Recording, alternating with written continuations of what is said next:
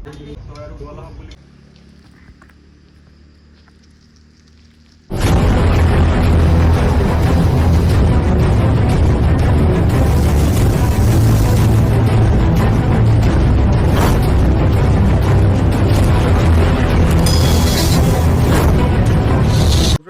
back to my other video এটা rescue call লাগিছে গুৱাহাটী ইউনিভাৰ্চিটিৰ কেম্পাছৰ পৰা চকৰি ফেটি এটা ওলাইছে বুলি কৈছে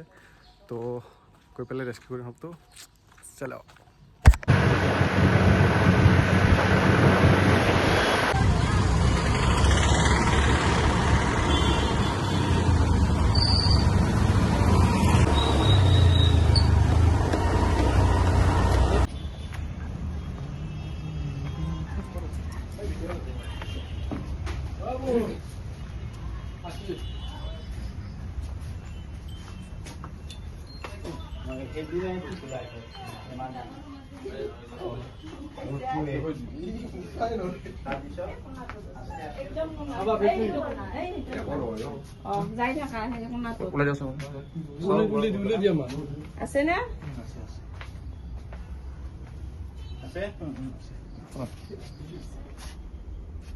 So guys, এয়া দেখিবলৈ পাইছে এডাল বিষাক্ত চকৰি ফেটি সাপ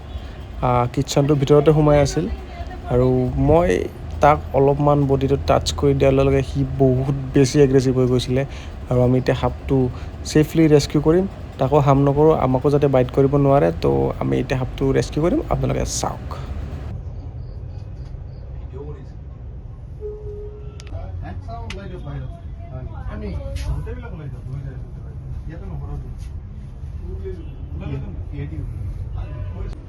গাইজ দেখা পাইছে ইয়াতে এটা পাকঘৰৰ ভিতৰত বিষাক্ত চকৰি ফেটি সোমাই আছে তো আমি এতিয়া সাপটো ৰেস্কিউ কৰিব চেষ্টা কৰিম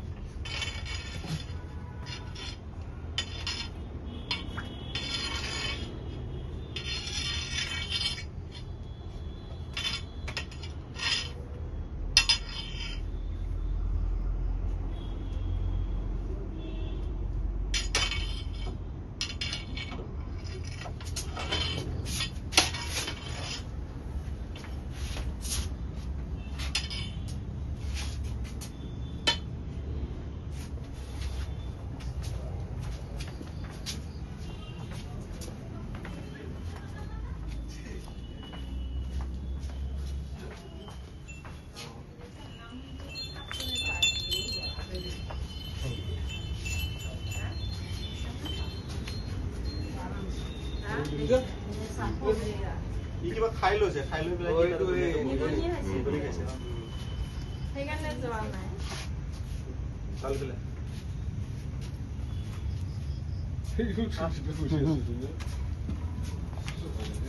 এই দিছে না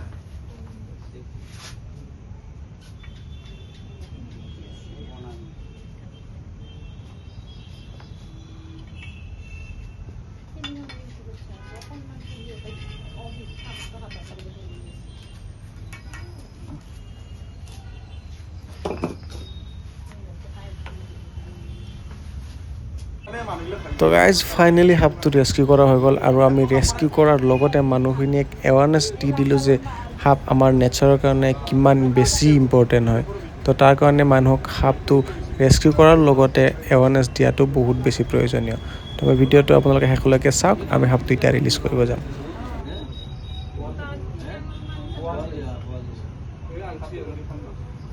তো গাইজ ধুনীয়া এটা হেবিটেট এৰিয়াত আহি গৈছোঁ যাতে সি